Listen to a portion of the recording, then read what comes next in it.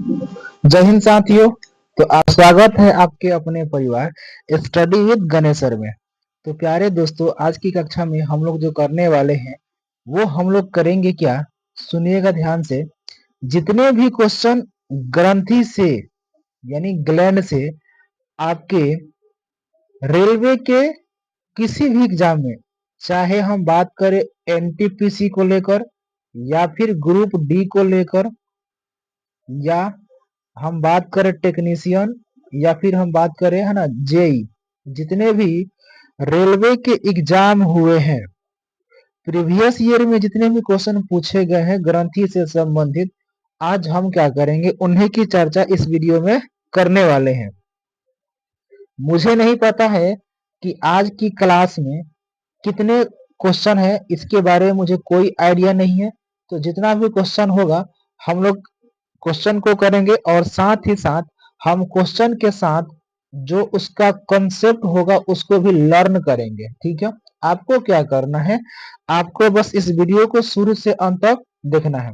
बाकी समझाने की जिम्मेवारी मेरी रहेगी, परंतु आपको शुरू से अंत तक वीडियो को देखना है। साथ ही यदि आप किसी प्रश्न का उत्तर जानते हैं तो आपको वीडियो के नीचे कमेंट में टाइप करना है और लास्ट में अपना स्कोर भी बताना है। और इस क्लास का पीडीएफ पाने के लिए आपको हमारे Telegram channel study with Ganesh sir से जुड़ना होगा। ठीक है, चलिए आइए हम फटाफट वीडियो की शुरुआत करते हैं। और पहला क्वेश्चन अब आपके स्क्रीन के सामने आता होगा, बताइएगा।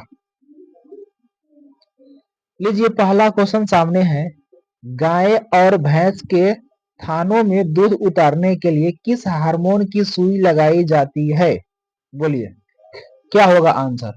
आपने देखा होगा कि जो गायों का स्तन होता है, थान होता है, उसमें दूध भराने के लिए है ना एक सुई लगाई जाती है।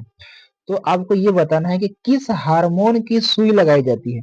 यानी हमसे कहीं ना कहीं क्वेश्चन ये पूछा गया है कि किस हार्मोन के चलते जो दूध होता है, दूध का स्राव होता है, दूध का निर्माण होता है, हमसे ये पूछा गया है। तो बताइए क्या होगा आंसर। देखिए अगर हम बात करें इंसुलिन को लेकर कि इंसुलिन क्या है, तो आपको ये पता है कि इंसुलिन कमी से कौन सा रोग होता है, तो बोलेंगे मधुमेह होता है। ठीक है, अच्छा एक होता है, समझिएगा, ये जो लिखा है सोमेटोट्रोपिन ना, एक होता है एक होता है वृद्धि हार्मोन, या फिर इसी को बोलते हैं सोमेटोट्रोपिक हार्मोन। ठीक है, ये क्या करता है, ये करता है, समझिएगा क्या करता है कि अगर हम बात करें तो इसी हार्मोन के चलते किसी व्यक्ति का हाइट ज्यादा होता है और किसी व्यक्ति का कम होता है। आगे हम चर्चा करेंगे जो अगला क्वेश्चन आएगा। ठीक है, अभी समझिएगा कि जो 12 क्वेश्चन है, 12 नंबर, ये देखिए नंबर पर ध्यान नहीं देना। ठीक है, ये क्वेश्चन 12 है चाहे 15 हो 18, उससे मतलब नहीं है, हमें केवल क्वेश्चन करना है। ठीक है, वो भी कौन सा, जो प्रीवियस ईयर में पूछा गया है उसका क्वेश्चन हमें करना है। ठीक है, तो देखिए अगर हम बात करें कि जो गाय और भैंस के थानों में दूध उतारने के लिए किस हार्मोन का सुई लगाई जाती है, तो हमारा जो करेक्ट आंसर होगा वो ऑप्शन बी बिल्कुल ठीक जवाब होगा। यानी कौन सा होगा, ऑक्सीटोसिन हार्मोन। अच्छा अगर मैं और बात करूं कि ऑक्सीटोसिन हार्मोन को लेकर, तो आप इसमें याद रखिएगा कि जो ऑक्सीटोसिन हार्मोन है ना, यह क्या करता है, तो पहला तो इसका यूज यही हो गया कि दूध श्रावण को नियंत्रित करता है, इसका तो ये पहला यूज हो गया। अब दूसरा यूज सुनिएगा, दूसरा यूज की हम बात करें तो जब बच्चे का जन्म होता है ना, बच्चे के जन्म के समय, बच्चे के जन्म के समय, तो जब बच्चे का जन्म होता है तो जो गर्भाशय की दीवार होता है, गर्भाशय की दीवार को है ना ये संकुचित करता है ताकि बच्चे का आसानी से जन्म हो जाए। तो ये ऑक्सीटोसिन हार्मोन का है ना ये काम होता है कि ये गर्भाशय की दीवार को संकुचित करता है ताकि बच्चे का आसानी से जन्म हो जाए। साथ ही साथ ऑक्सीटोसिन हार्मोन को ना हम एक अलग नाम देते हैं, लेबर पेन हार्मोन। तो याद रखिएगा किसको लेबर पेन हार्मोन कहा जाता है? तो हम बोलेंगे ऑक्सीटोसिन हार्मोन को कहा जाता है। ठीक है, तो ये जो था पहला क्वेश्चन बिल्कुल क्लियर हो गया। इसका आंसर हो जाएगा ऑक्सीटोसिन हार्मोन। ठीक है, चलिए अब हम आते हैं अपने दूसरे क्वेश्चन की तरफ और देखिएगा दूसरा क्वेश्चन क्या कहना चाहता है। आपातकालीन स्थिति के दौरान कौन सा हार्मोन उत्सर्जित होता है? बोलिए इसका आंसर क्या होगा? यदि आप इसके बारे में जानते हैं तो कमेंट में इसका आंसर टाइप कीजिए, नहीं तो मैं आपको बताऊंगा। ठीक है, आपको ये बताना है किस हार्मोन को हम लोग आपातकालीन स्थिति हार्मोन कहते हैं। ठीक है, अगर हम बात करें कि किसको कहते हैं तो समझने का प्रयास कीजिएगा। देखिए इसका जो हम आंसर की बात करें तो इसका आंसर होगा हमारा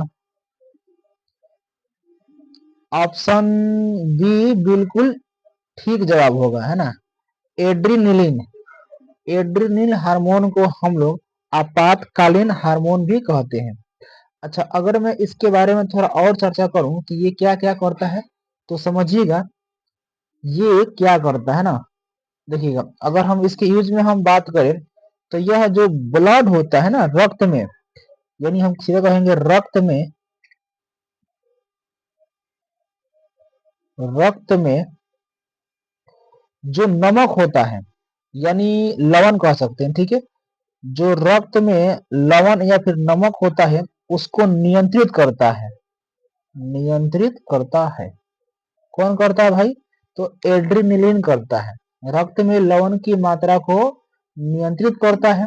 साथ ही साथ इसका एक यूज और है, क्या है? तो यह हृदय का समन्वय एवं नियंत्रण का काम भी करता है। हम कह सकते हैं कि हार्ट, हार्ट माने क्या हो जाएगा? हृदय हो जाएगा। ठीक है, तो ये जो हृदय होता है ये हृदय का समन्वय एवं नियंत्रण, यानी सीधा समझिएगा हृदय का क्या करता है? नियंत्रण करता है। अगर हम इसमें थोड़ा और चर्चा करें कि ये हार्मोन जो है और क्या क्या करता है तो समझिएगा इस हार्मोन को ना हम एक और नाम देते हैं। कौन सा? लरो एवं उरो हार्मोन। लरो एवं उरो हार्मोन भी हम किसको बोलेंगे? एड्रीनलिन हार्मोन को बोलेंगे। ठीक है, इसको बोलेंगे। अच्छा, अगर मैं बात करूं कि इसका निर्माण किससे होता है तो इसका निर्माण एमिनो अम्ल से होता है। निर्माण अगर हम बात करें तो किससे होता है? एमिनो अम्ल से होता है। और इसी हार्मोन को हम F3 हार्मोन भी कहते हैं। F3 का क्या मतलब हुआ? तो F3 का मतलब हो गया, समझिएगा यहाँ पर लिखते हैं F3 मतलब फ्लाइट, फाइट,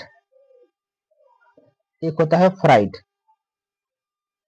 मतलब डरना, लड़ना, उड़ना, यानी F3 है ना। तीनों का नाम जो है किससे? एफ से है।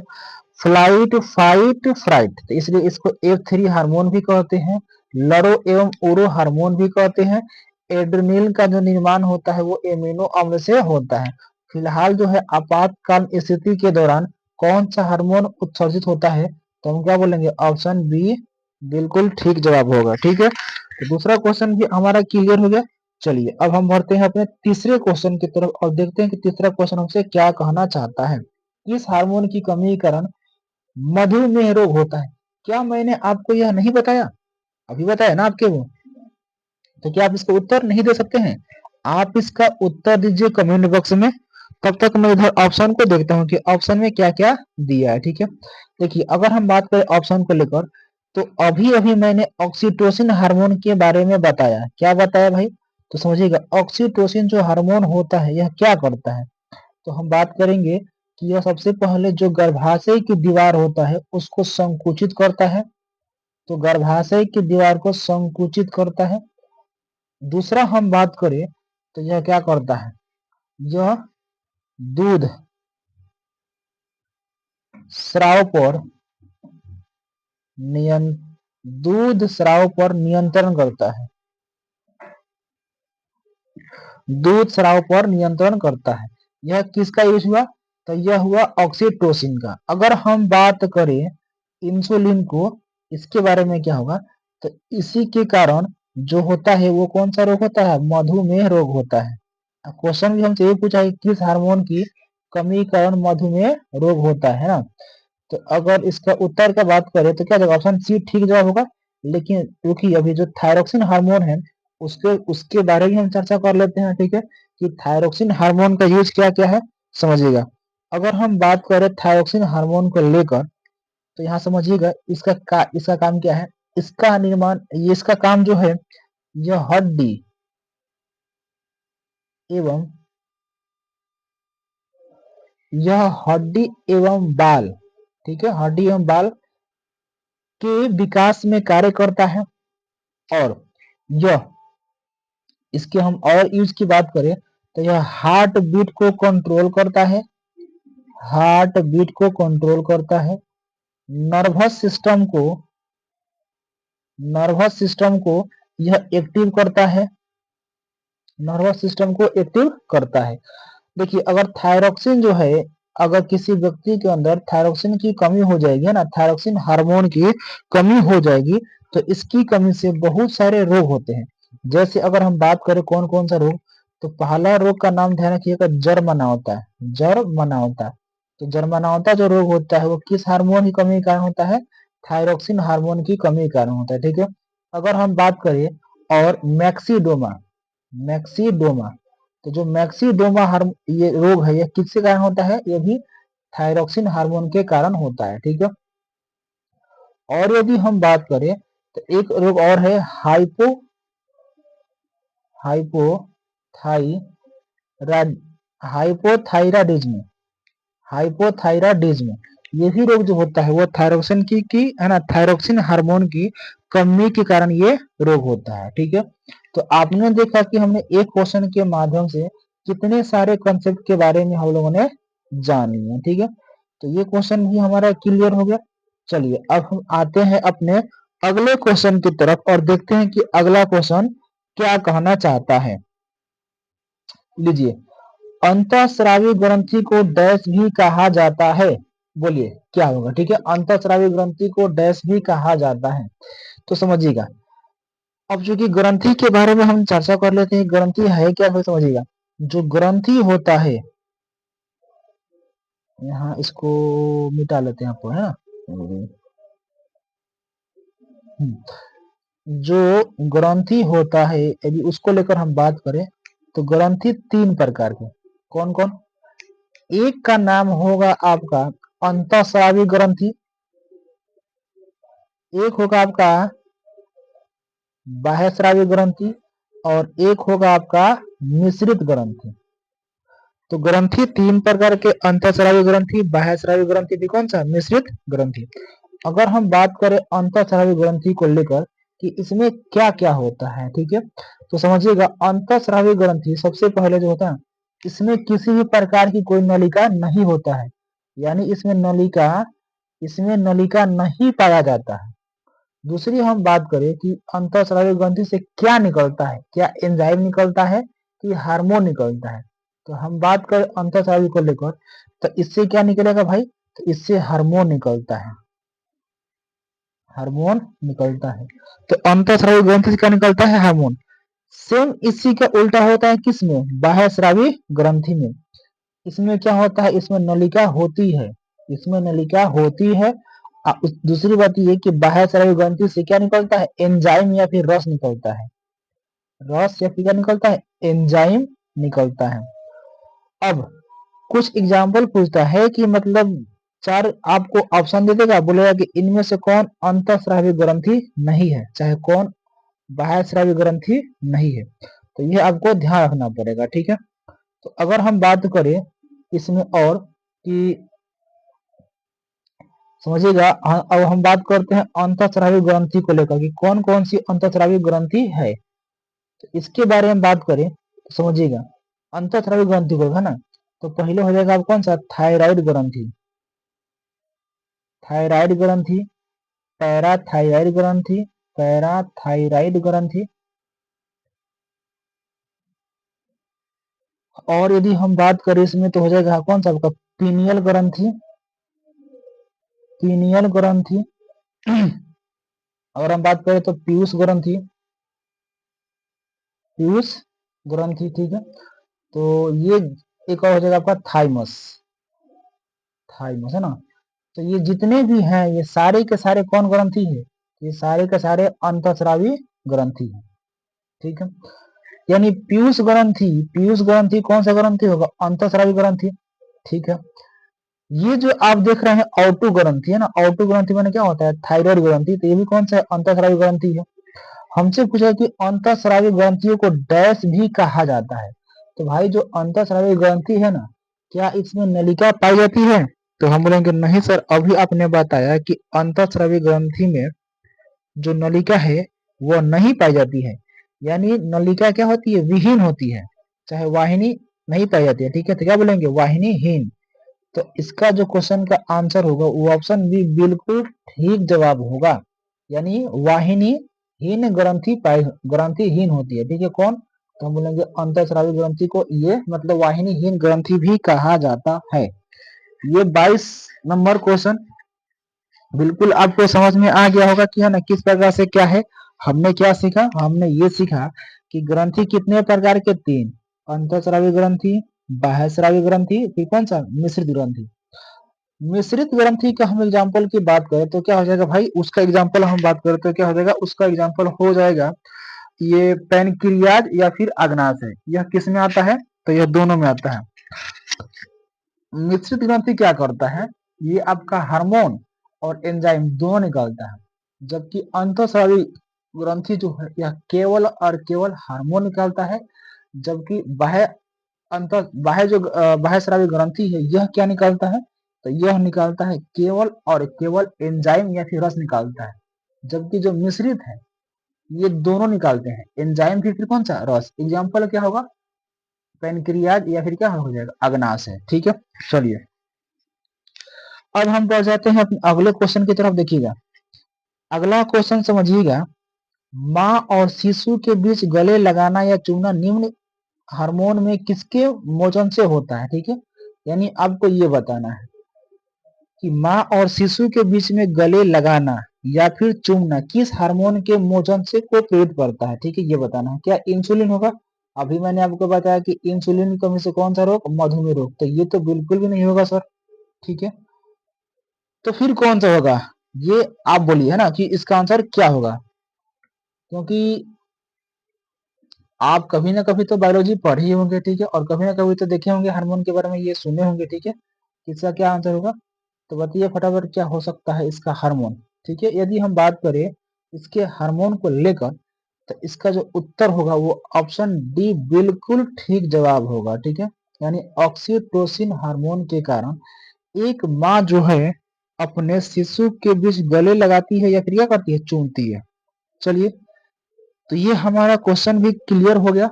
अब बढ़ जाते हैं अपने अगले क्वेश्चन की ओर। और देखिएगा एक अब बात गौर कीजिएगा कि सारे के सारे हमने कौन सा क्वेश्चन लिए, प्रीवियस ईयर, मतलब जो पूछे गए हम उन्हीं के बारे में चर्चा कर रहे हैं। ऐसे कोई नहीं क्वेश्चन की नहीं मतलब यहाँ से उठा लिए, यहाँ से उठा लिए, बिल्कुल प्रीवियस ईयर यानी पूछा हुआ क्वेश्चन है, ठीक है।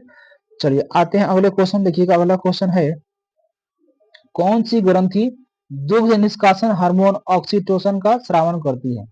मतलब ये बताना है कि ऑक्सीटोसिन जो हार्मोन है यह किस ग्रंथि से निकलती है, पीयूष ग्रंथि से, पैराथायराइड ग्रंथि से, कि थायराइड ग्रंथि से, कि एड्रिनल ग्रंथि से, किससे निकलती है बताइए फटाफट, किससे निकलती है। तो यदि हम बात करें कि इसका आंसर क्या होगा तो समझिएगा, देखिए, है ना, आपने एक नाम सुना होगा अगर आप बायोलॉजी पढ़े हैं तो, पीयूष ग्रंथि के बारे में।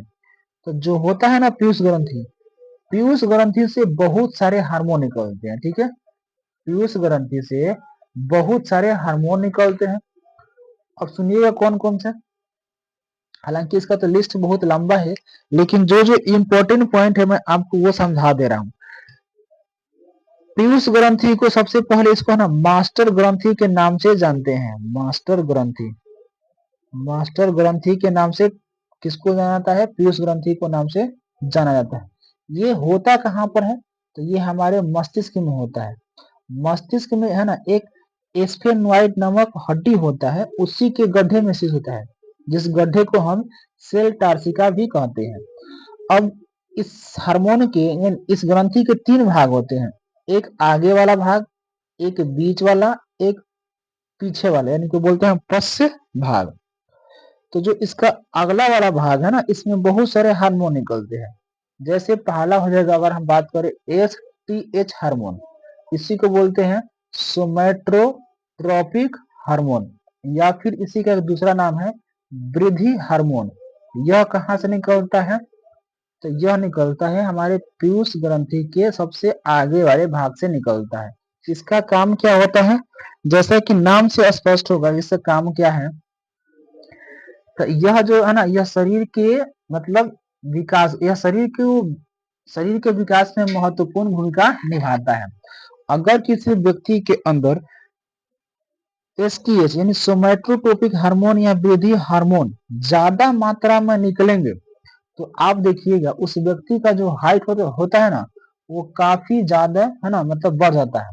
ठीक है, काफी ज्यादा हो जाता है, मतलब शरीर एकदम क्या विशाल हो जाएगा, भीम का हो जाएगा। यदि यही जो हार्मोन है कम निकलेगा, तो मनुष्य में क्या हो जाता है? बौनापन, यानी मनुष्य की हाइट छोटी रह जाती है और वो क्या बौनापन हो जाता है।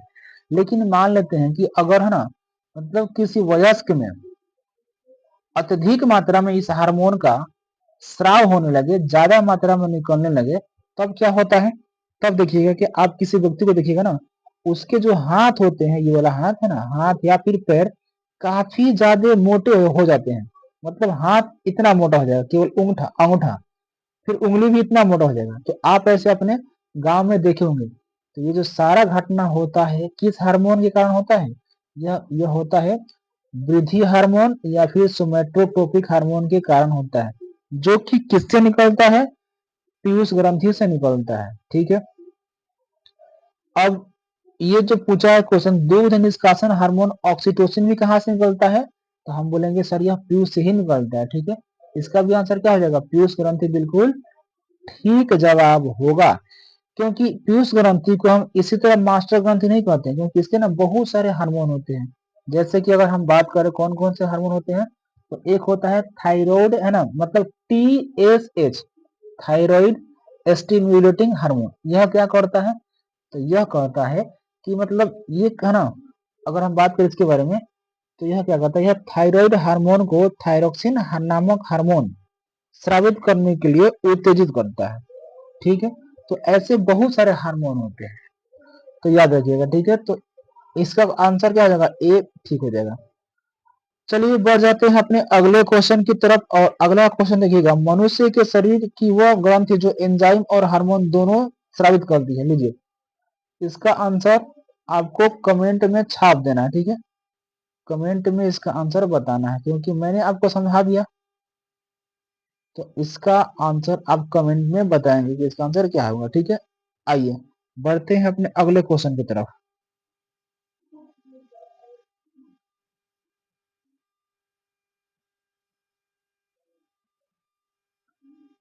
लीजिए, अगला क्वेश्चन आपके सामने है। बताइएगा इसका आंसर क्या होगा? कौन सी ग्रंथि केवल यौन तक सक्रिय रहती है?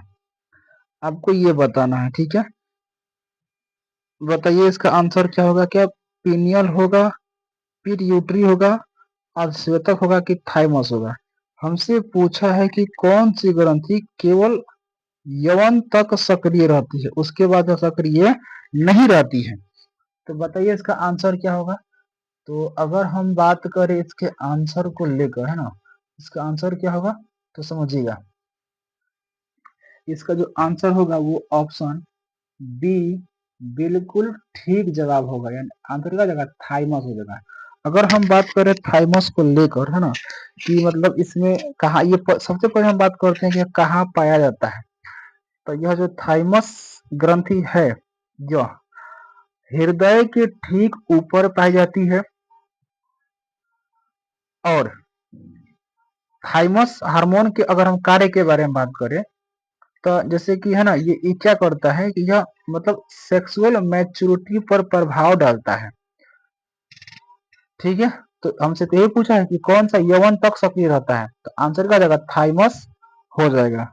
चलिए अपने अगले क्वेश्चन की तरफ आते हैं और देखते हैं क्या हमसे बोला गया है।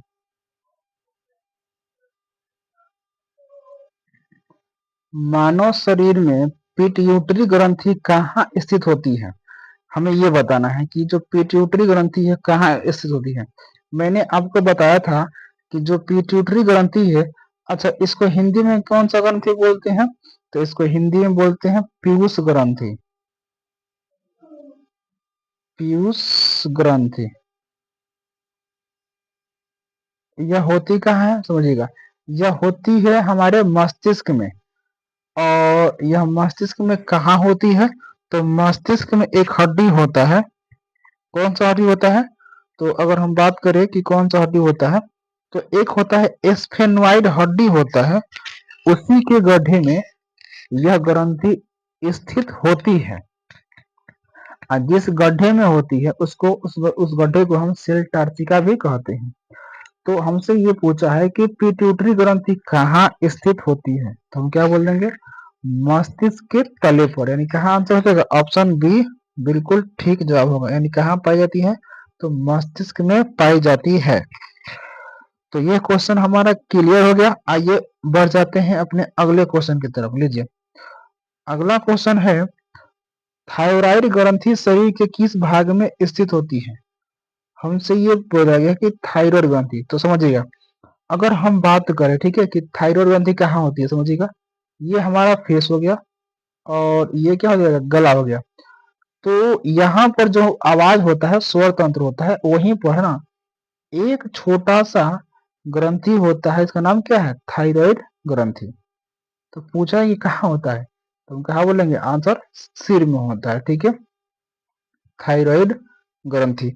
अब मैंने आपको बताया था कि जो थायराइड ग्रंथि है, इससे कौन हार्मोन निकलता है? थायरोक्सिन नामक हार्मोन निकलता है।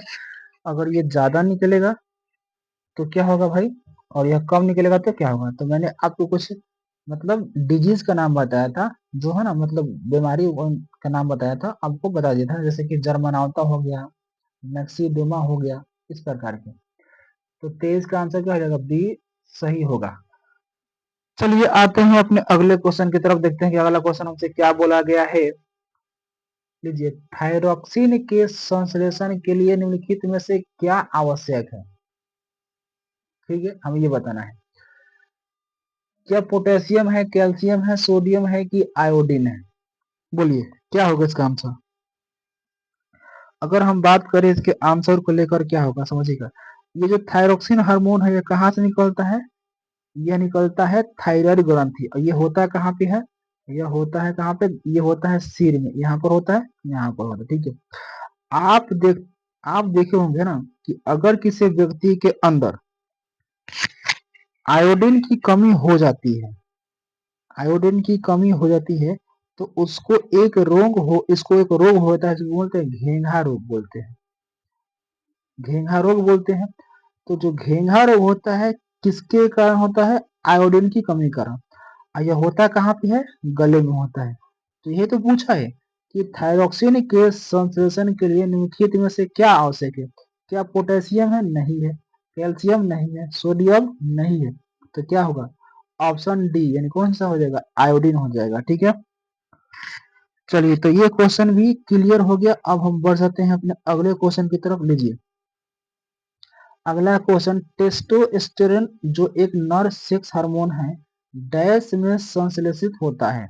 बोलिए, जो टेस्टोस्टेरोन हार्मोन है वो नर के है ना, सेक्स हार्मोन है, सबको पता है। लेकिन ये हमसे पूछा है कि भाई इसकी पोजीशन कहाँ पे है, या कहाँ पे होती है, आपको ये बताना है, ठीक है। क्या अंडकोश की थैली में होता है, सेमिनल वेसिकल में होता है, प्रोस्टेट ग्रंथि में होता है, कि ब्रेसन में होता है? अच्छा, ब्रेसन को हम इंग्लिश में क्या बोलते हैं? टेस्टिस बोलते हैं, टेस्टिस, ठीक है। अब बोलिए क्या होगा आंसर इसका? तो अब हम बात करें इसके आंसर को लेकर, है ना, तो हमसे पूछा है कि टेस्टोस्टेरोन कहाँ होता है, तो हम बोलेंगे कहाँ पे होता है? ब्रेसन में होता है। यानी ऑप्शन बी बिल्कुल ठीक जवाब होगा, 47 का, ठीक है। चलिए अब हम बढ़ जाते हैं अगले क्वेश्चन की तरफ, और देखिएगा अगला क्वेश्चन क्या कहना चाहता है। एडीएच, एडीएच का पूरा नाम क्या है? एडीएच का पूरा नाम क्या है, हमसे ये पूछा है, ठीक है। तो बताइएगा। तो अगर हम बात करें, अगर मैं सबसे पहले पूछूं कि जो एटीएच है यह किस ग्रंथि का हिस्सा है, तो हम बोलेंगे यह पीयूष ग्रंथि का हिस्सा है। अच्छा, पीयूष ग्रंथि को किस ग्रंथि के नाम से जानते हैं? इसको हम मास्टर ग्रंथि के नाम से जानते हैं। यह कहाँ होता है? यह मस्तिष्क में होता है। स्फेनॉइड हड्डी जो होती है उसी गड्ढे में स्थित होता है, जिसको हम सेल्टासिया बोलते हैं। दूसरी बात ये कि यह जो होता है इसको, है ना, मतलब इसमें बहुत सारे हार्मोन पाए जाते हैं। 3 भाग होते हैं, अग्रभाग, मध्य भाग, फिर कौन सा, पश्च भाग। तो अग्रभाग से बहुत सारे हार्मोन निकलते हैं, पश्च भाग से भी निकलते हैं, और कौन सा, ये पश्च भाग हो गया, ये कौन सा, मध्य भाग हो गया। लेकिन ये पूछा है जो ना एडीएच, ये जो एडीएच हार्मोन होता है यह पश्च पाली से निकलता है, ठीक है, यह पश्च पाली से निकलता है। तो हमसे ये पूछा है कि इसका फुल फॉर्म क्या होगा, पूरा नाम, ठीक है। तो याद रखिएगा, एंटी डाईयूरेटिक हार्मोन होता है। एंटी डाईयूरेटिक हार्मोन यानी ऑप्शन कौन सा, ऑप्शन ए बिल्कुल ठीक जवाब होगा, ठीक है।